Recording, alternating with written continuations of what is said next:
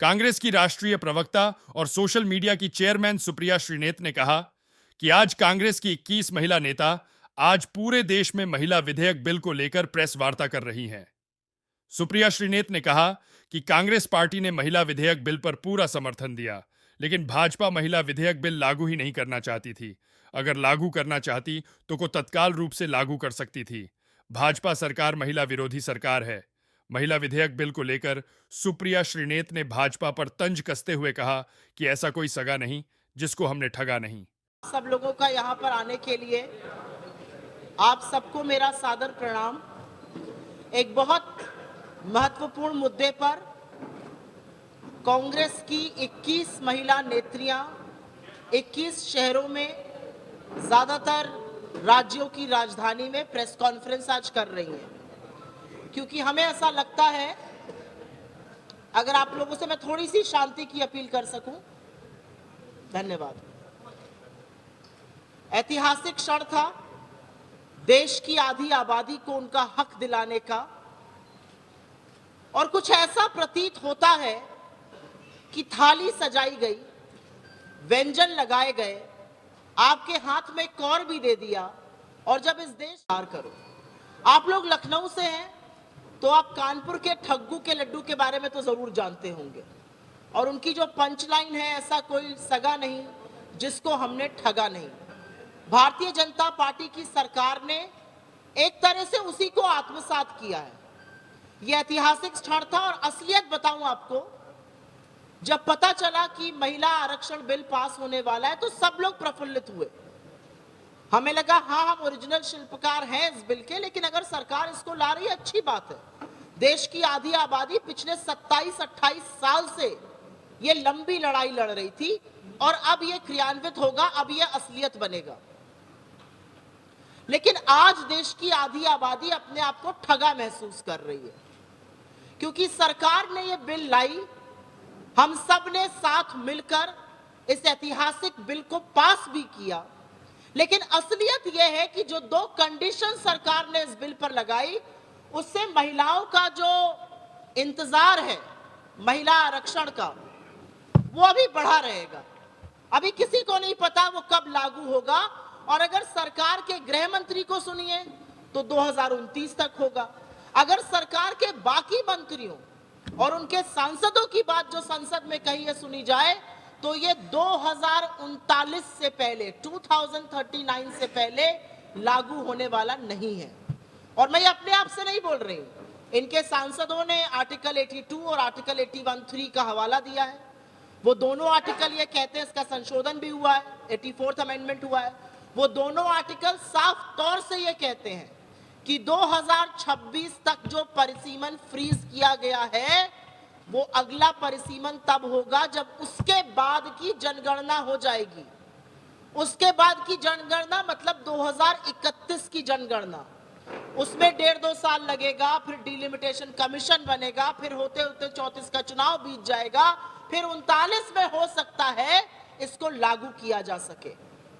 तो ये वो झुंझुना है जो सरकार ने खूब गाजे बाजे के साथ इस देश की महिलाओं के हाथ में रख दिया है, और कहीं पर ये बहुत बड़ी गलती कर दी कि महिलाओं की जो कंबाइंड इंटेलिजेंस है, जो उनकी सामूहिक समझ है, उसको बहुत कम आंका।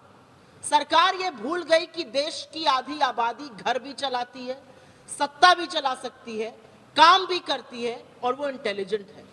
आपने बोला बिल लाएंगे, अभी इंतजार करिए, ये अनिश्चितकालीन इतिहास है कि अगर इंतजार है, अगर ये वाकई में महिला आरक्षण करना चाहते तो तुरंत अभी जो 5 चुनाव होने वाले हैं उसमें, और 2024 के जनरल इलेक्शन में आप महिला आरक्षण लाइए।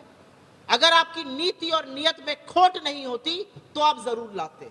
असलियत यह है कि राज्यों में अपनी हार देखकर, आगामी चुनावों में हार देखकर, नैरेटिव हाथ से फिसलता देखकर, अडानी के महाघोटाले देखकर कुछ करना जरूरी था, और कुछ करने के चक्कर में महिला आरक्षण का बिल ले आए। ये कहां से शुरू हुआ मैं इसको आपको बता देती हूं। अडानी का महाघोटाला सामने आया, इंडिया की बैठक थी मुंबई में, राहुल गांधी जी ने वहां पर प्रेस कॉन्फ्रेंस करी, तुरंत एक शगुफा छोड़ा गया कि भारत का इंडिया का नाम बदला जाएगा। फिर इतना आक्रोश हुआ, लोगों ने कहा मां को इंडिया बुलाओ या भारत बुलाओ या हिंदुस्तान बुलाओ या सरजमी बुलाओ या वतन बुलाओ, सब एक है। तो बेचारे पीछे हो गए। फिर क्या था, आनन फानन में महिला आरक्षण बिल लाएंगे, उस पर कोई चर्चा नहीं। ये बिल स्टैंडिंग कमेटी नहीं भेजा गया, ये सेलेक्ट कमेटी नहीं भेजा गया, और ये बिल जो है ऐसे ही इंट्रोड्यूस कर दिया गया, जिसका नतीजा है कि इस बिल के लिए महिलाएं अभी अनिश्चितकालीन इंतजार करेंगी। और इसकी एक और भी बहुत बड़ी त्रुटि यह है कि आज वक्त की मांग है, आज लोगों की मांग है, आज जनता की मांग है कि जातिगत जनगणना हो। और इसीलिए हम बार बार कह रहे हैं कि इस बिल में आपने अनुसूचित जाति, अनुसूचित जनजाति को जो आरक्षण दिया है, वैसा ही आरक्षण आप पिछड़े वर्ग से आई महिलाओं को भी दीजिए। इस देश में जितनी आबादी उतना हक, अगर ये बात की जाएगी तो ये जरूर पूछा जाएगा कि उन लोगों को इसका फायदा क्यों नहीं मिल रहा है। 2011 की जातिगत जनगणना हुई है, आप उसका आंकड़ा तुरंत साझा करिए देश के साथ। जातिगत जनगणना की मांग इस देश के कोने कोने से हो रही है, वो कीजिए। और ऐसा अगर आप नहीं कर रहे हैं तो आप अपनी दोनों जिम्मेदारियों से मुंह मोड़ रहे हैं, और ये जनता देख रही है।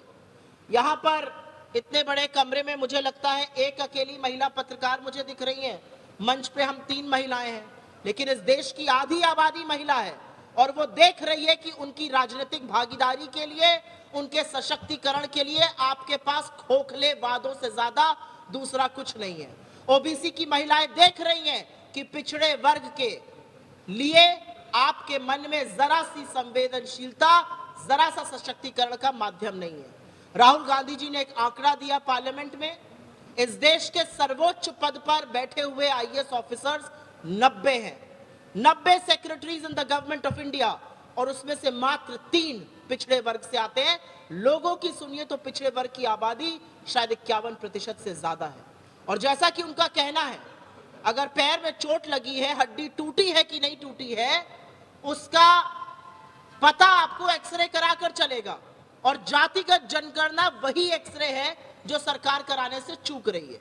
तो और कहूंगी, और ये बात यहां पर कहनी जरूरी है, हमने इस बिल को समर्थित किया, पूरा बिना शर्त के समर्थन दिया, और इसलिए दिया क्योंकि आधी आबादी की इस लड़ाई में सबसे आगे कांग्रेस पार्टी खड़ी है।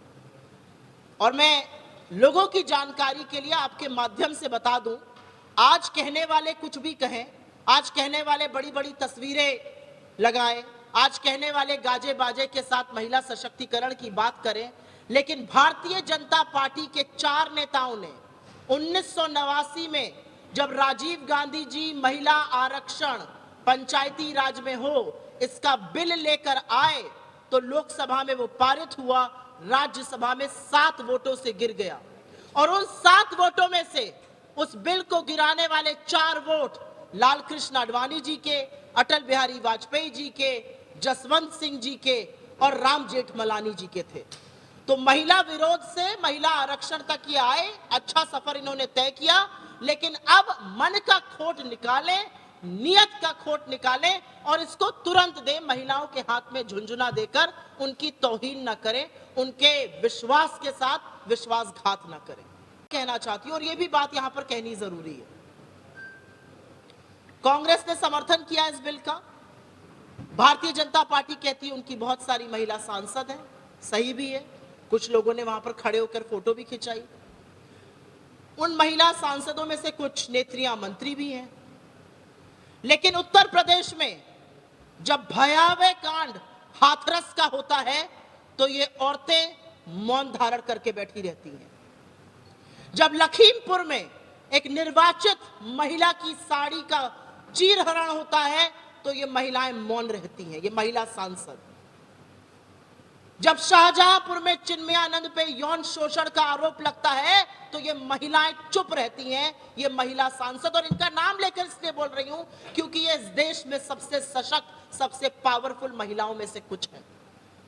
ये महिलाएं तब चुप रहती है जब सदन से 500 मीटर की दूरी पर इस देश की सबसे होनहार बेटियां, जिन्होंने इस देश का मान बढ़ाया, जिन्होंने तिरंगा लहराया, उनको बूटों के तले रौंदा जाता है, वो यौन शोषण का आरोप लगाती हैं। ये महिलाएं चुप रहती हैं। ये महिलाएं मणिपुर के उस भयावह हैवानियत के बाद चुप रहती हैं, तो इनका सदन में बने रहने का मतलब क्या है? जब आधी आबादी की प्रतिनिधियों को चुना जाता है तो सोचा जाता है कि दलगत राजनीति से ऊपर उठकर महिलाओं के साथ जहां पर गलत होगा ये जरूर बोलेंगी। लेकिन इनका मौन, इनकी चुप्पी अंकिता भंडारी के लिए नहीं खुलती उत्तराखंड में, जब भाजपा का एक नेता उसको जिस्म फरोशी के लिए मजबूर करता है और फिर हत्या कर देता है और सरकार उसके साथ मिलकर सारे सबूत मिटा देती है बुलडोजर चलवाकर। ये चुप रहती है हाथरस पर, लखीमपुर पर, ये चुप रहती है मणिपुर पर, ये वॉट अबाउटरी करती है बलात्कार पर। इन महिलाओं का वहां पे फोटो खिंचाने से ज्यादा दूसरा क्या औचित्य है, आप मुझे बताइए। और मैं दो चीजें और कहूंगी और उसके बाद आपके सवालों का स्वागत करूंगी। जब यह महिला आरक्षण बिल पास हो रहा था तो Bharatiya Janata party treasury benches जिसको कहा जाता है, सत्तारूढ़ दल में वो दो लोग बैठे थे जिनको सदन तो छोड़ दीजिए, महिलाओं की आंख में आंख डालने की हैसियत और हिम्मत नहीं है।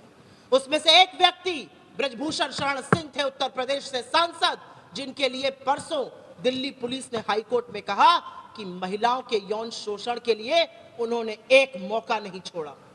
उनको अपनी गोदी में बिठाकर नरेंद्र मोदी महिला सशक्तिकरण की बात कर रहे हैं, महिला आरक्षण की बात कर रहे हैं। और पतन ऐसा हुआ है भारतीय जनता पार्टी का कि जो डिबेट शुरू हुआ महिला आरक्षण पर, वो निशिकांत दुबे ने शुरू किया। एक ऐसा व्यक्ति जिसने अपनी एक साथी सांसद को, अपने साथ की इस सदन की सांसद को, अपने लोकसभा क्षेत्र की एक निर्वाचित महिला विधायक को वैशाली की नगर वधू कहा था। और मुझे लगता है एक महिला होने के नाते मुझे आपको बताना जरूरी नहीं है कि वैशाली की नगर वधू का मतलब क्या होता है। यह भाजपा का पतन है। तो महिला सशक्तिकरण पर खोखले दावे, खोखले वादे करने वाले ये लोग पहले महिला सशक्तिकरण पर अपनी पार्टी के अंदर उन लोगों को बेदखल करें जो महिलाओं के साथ लगातार अत्याचार करते हुए पाए जाते हैं। मैं आशा करती हूं कि आने वाली महिला सांसदें जब कभी भी आएंगी इस आरक्षण के चलते, वो इन महिला सांसदों की तरह सत्ता की लोलुपता में, सत्ता के सुख में मुंह बंद नहीं करके बैठेंगी, मुंह फेर कर नहीं बैठेंगी, आंखों पर पट्टी नहीं बांधेंगी, बल्कि वाकई में महिला सुरक्षा की, महिला सम्मान की, महिला सशक्तिकरण की बात करेंगी। हमारे समर्थन के बावजूद ऐसे दो मुद्दे हैं जिस पर हम आज भी अडिग हैं, और वो है कि इस तरह से इसको इंतजार नहीं कराना चाहिए था। और दूसरा, ओबीसी आरक्षण पर जातिगत जनगणना की मांग उत्तर प्रदेश से लेकर बिहार, तमिलनाडु, राजस्थान, तमाम जगहों से, तेलंगाना, ऐसी कोई जगह नहीं है, मध्य प्रदेश तक जहां से ये मांग आ रही है। सरकार को ये मांग पर त्वरित कार्रवाई करनी चाहिए। कार्रवाई ना करना दिखाता है कि सरकार इसके बारे में बिल्कुल भी सीरियस नहीं है। 9 मार्च 2010 का दिन ऐतिहासिक था। राज्यसभा में यह बिल पारित हुआ। और आपकी जानकारी के लिए बता दूं, राज्यसभा एक परमानेंट हाउस है, उसकी सदस्यता अनवरत चलती रहती है। तो राज्यसभा के पारित बिल को ही अगर सरकार लोकसभा में ले आती तो कोई दिक्कत नहीं थी। बिना कंडीशन के, बिना परिसीमन और जनगणना की कंडीशन लगाए वो बिल पारित हो सकता था। हाँ, हम मानते हैं हम नहीं करा पाए उसको पारित, क्योंकि समन्वय नहीं बन पा रहा था। तब समन्वय नहीं बन पा रहा था, हमारे कुछ घटक दल इस पर समन्वय नहीं बनाने दे रहे थे।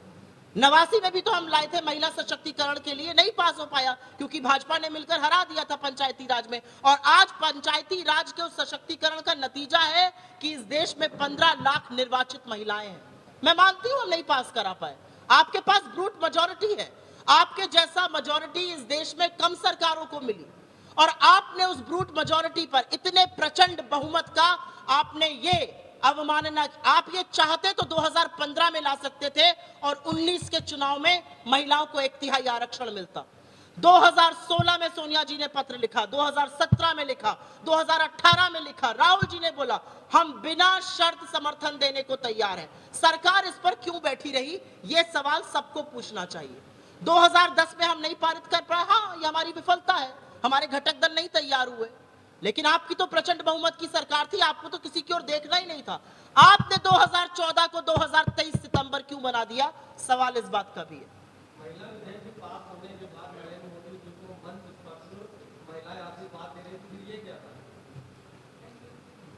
भाड़े के भीड़ ले आइए, नारे लगवाइए यहाँ पर मेरे नाम का जिंदाबाद, तो ये क्या होगा? ये प्रेस वार्ता है। प्रेस वार्ता में आप मुझसे सवाल पूछने आए हैं। देश की आधी आबादी को आपने बोला हम महिला आरक्षण देंगे, कब देंगे इसका जवाब नहीं है। परिसीमन पे क्यों निर्धारित किया? जवाब नहीं है। जनगणना पर क्यों आधारित किया? जवाब नहीं है। ओबीसी की महिलाओं को क्यों नहीं दिया? जवाब नहीं है। तो ये क्या है? एक एक करके लेंगे, अभी वो पूछ रहे फिर मैं आपके पास आऊंगी। पहले वो बोल दें, उसके बाद मैं आपके पास आऊंगी। लोकसभा चुनावों को लेकर एक गठबंधन बना, इंडिया गठबंधन, उसमें 25 अलग-अलग दल हैं। अगर उत्तर प्रदेश 25 नहीं 28 80 सीटें उत्तर प्रदेश में, यहाँ पर सीटों को लेकर क्या रणनीति तैयार होगी? क्योंकि सपा कह रही है हम सभी सीटों पर चुनाव लड़ेंगे, कांग्रेस कैसे लड़ रही है? आपके सवाल का मैं जवाब दूंगी, पहले सुओ मोटो का दूंगी, इसीलिए मैंने कहा था पहले इस पे जवाब दे दूं, आपके सवाल का जवाब मैं दूंगी। इस पर कोई और महिला आरक्षण पे कोई और सवाल है क्या किसी का?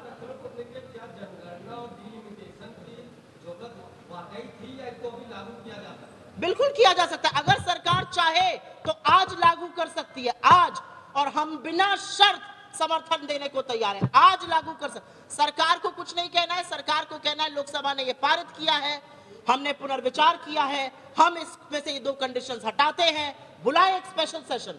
सरकार नोटबंदी में सारे देश को खड़ा कर देती है 1 घंटे के डिसीजन में, 370 हट जाता है 1 दिन में, लॉकडाउन लग जाता है 1 घंटे में, लाखों मजदूरों को पैदल चला दिया जाता है 1 घंटे में, और महिलाओं को बोला जाता है अभी 16 साल इंतजार करिए। 27 साल से इंतजार कर रही हैं महिलाएं। चाहे तो आज लागू कर सकते हैं। मैं अब आप सारे सवाल आप ही नहीं पूछ सकते ना, आपके सवाल है इंडिया गठबंधन में। और मुझे लगता है कि जो राहुल जी ने लगातार बात कही है, मैं उसी बात को दोहराऊंगी क्योंकि वही सच है। ये गठबंधन क्यों बना है?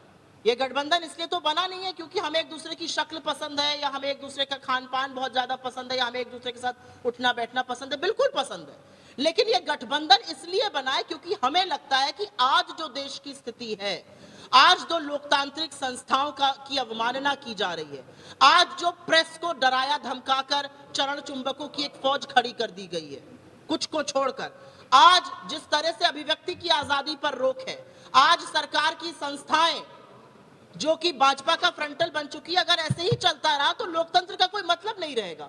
और इसलिए हमें लगता है कि अगर संविधान को सुप्रीम रखना है, सर्वोपरि रखना है, तो मिलकर लड़ाई लड़नी पड़ेगी। और ऐसा गठबंधन प्री पोल, इस तरह की समन्वयता, इस तरह का कंसेंसस ऑन मोस्ट इश्यूज हमने पहले कभी नहीं देखा है। और जहां पर जो पार्टी है वो बिल्कुल अपनी दावेदारी करेगी, हर पार्टी दावेदारी करती है, लेकिन अंततोगत्वा हम सब बैठकर डिसाइड करेंगे कौन कहां पर कितनी सीट पर लड़ेगा। असलियत बात, मुझे अपनी बात पूरी करने दीजिए, ये टीवी डिबेट तो है नहीं कि आप बीच में बोलिएगा। मुझे लगता है अंततोगत्वा हम सब बैठकर निर्धारित करेंगे कि कौन कहां से लड़ेगा। और एक बात यह भी सच है कि इस इंडिया गठबंधन की धुरी कांग्रेस पार्टी है, क्योंकि कन्याकुमारी से कश्मीर और असम से लेकर गुजरात तक अगर एक पार्टी है तो वो हम है। करीब 190 सीट पर हमारा और भाजपा का एक सामने आमने मुकाबला है। तो बिल्कुल कहीं पर हम थोड़ा मन बड़ा करेंगे, कहीं पर किसी और को करना पड़ेगा, लेकिन नुक्ताचीनी करने की जरूरत नहीं है। मुझे लगता है कि समन्वय स्थापित कर जैसे हमने कुछ मुद्दों पर किया है, जरूर हम एक साथ मिलकर इस गठबंधन में सीट शेयरिंग भी आराम से कर लेंगे। कि जो 70 साल का हिसाब मांगते थे, उन्होंने आजादी के 76 साल में वो करके दिखा दिया जो पहले कभी नहीं हुआ था। आपके कैसरबाग के चौराहे पर जब 2 लड़के, और मैं कहती हूं 2 लफंगे लड़ते हैं, तो वो शब्द बोल नहीं सकते जो भारत के सदन में एक सांसद ने दूसरे सांसद के लिए बोले, जो शब्द मैं यहां पर रिपीट नहीं कर सकती हूं, जो शब्द धार्मिक धर्म के आधार पर गंदी भद्दी गालियां थी। क्या किया भारतीय जनता पार्टी ने? 15 दिन का एक शोकॉज नोटिस इशू किया है। और क्या किया लोकसभा के स्पीकर ने? सभापति महोदय सभा का एक तरह से कस्टोडियन होते हैं, अगर विपक्ष का सांसद थोड़ी गहरी सांस ले ले तो उसका निलंबन हो जाएगा। लेकिन इतनी बड़ी बात, ये हेट स्पीच थी, कहने के बाद रमेश बिधूड़ी के खिलाफ कुछ नहीं हुआ। और सबसे बुरा मुझे तब लगा, रमेश बिधूड़ी तो चलिए बड़े बददिमाग आदमी हैं, उनके बगल में बैठे हुए 2 पूर्व मंत्री ऐसे अट्टहास कर रहे थे कि क्या चुटकुला मारा है रमेश बिधूड़ी ने। ये देश का संसद है, ये मान्यताओं से, मर्यादा से, गरिमा से चलता है। यहां पर इतनी गंदी गालियां देने वाले भाजपाइयों को और कवर फेंस कौन दे रहा है? उनके पक्ष में कौन दो लोग लिख रहे हैं? एक है हमारे गोरखपुर के माननीय सांसद, जिनको परसों तक अनंतनाग में शहादत हो गई हमारे लोगों की, वो पता नहीं था, वो उसका माहौल बना रहे थे। और एक है मिस्टर दुबे, जो अपनी महिला साथियों को वैशाली की नगर वधू कहते हैं। तो इस पर मैं जितना कम बोलूं उतना अच्छा है, लेकिन भारत के सदन ने इससे ज्यादा घटिया व्यवहार शायद पहले कभी नहीं देखा। क्या बोला उन्होंने? आप अपनी माँ को क्या बुलाते हैं? आप अपनी माँ का कोई संबोधन करते होंगे ना, क्या करते हैं? माँ बोलते हैं, मैं अम्मा बोलती थी जब तक वो जिंदा थी, अभी भी बोलती हूँ। आप क्या बोलती हैं? ये मम्मी बोलती हैं।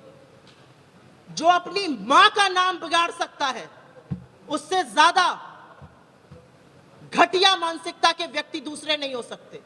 अगर इस देश को हम अपनी माँ कहते हैं, भारत माँ कहते हैं, हिंदुस्तान कहते हैं, इंडिया कहते हैं, अगर आपका दिल इस देश के लिए धड़कता है, तो आप घमंडिया कहिएगा, क्योंकि आप एक गठबंधन से डर गए। आज तक घमंडिया नहीं कहा। क्या दिक्कत इंडिया से हो गई? अभी तो न्यू इंडिया बनाने चले थे, अब घमंडिया कहने लगे। अपनी माँ के नाम को विद्रूप करने वालों पर मुझे टिप्पणी करनी ही नहीं है। असलियत यह है।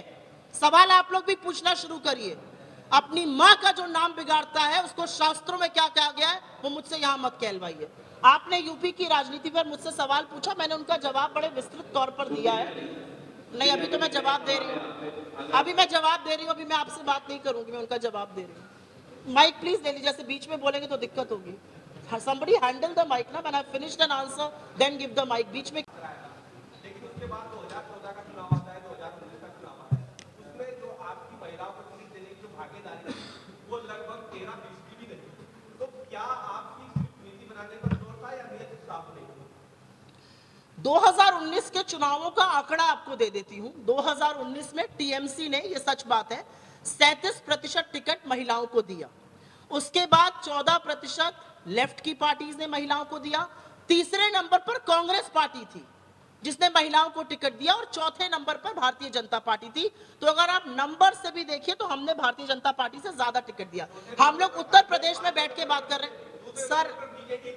सर ये टीवी डिबेट नहीं है, आप बीच में मत बोलिए। आपने मुझसे सवाल पूछा है, मैं जवाब दूंगी। मेरा अगर मैं काउंटर क्वेश्चन कर सकता हूं, अगर मेरे सवाल पूछा है, ऐसा नहीं है कि ये बिल्कुल ठीक है। हम अगर आपने प्रेस कॉन्फ्रेंस की तो हमारा भी अधिकार बनता है कि हम आपसे मेरे जवाब के बाद आप सवाल दोबारा से पूछ लीजिएगा, बीच में मत पूछिए।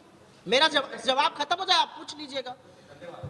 2022 के विधानसभा चुनाव में उत्तर प्रदेश में जहां हम बैठे हैं, हमने 40% टिकट महिलाओं को दिया था, और तब सबने इसको चुनावी स्टंट बनाया था। मैं तो चैलेंज करती हूं, महिला सशक्तिकरण की जो बात कर रहे हैं, 12.6% से ज्यादा टिकट महिलाओं को देकर दिखा दे।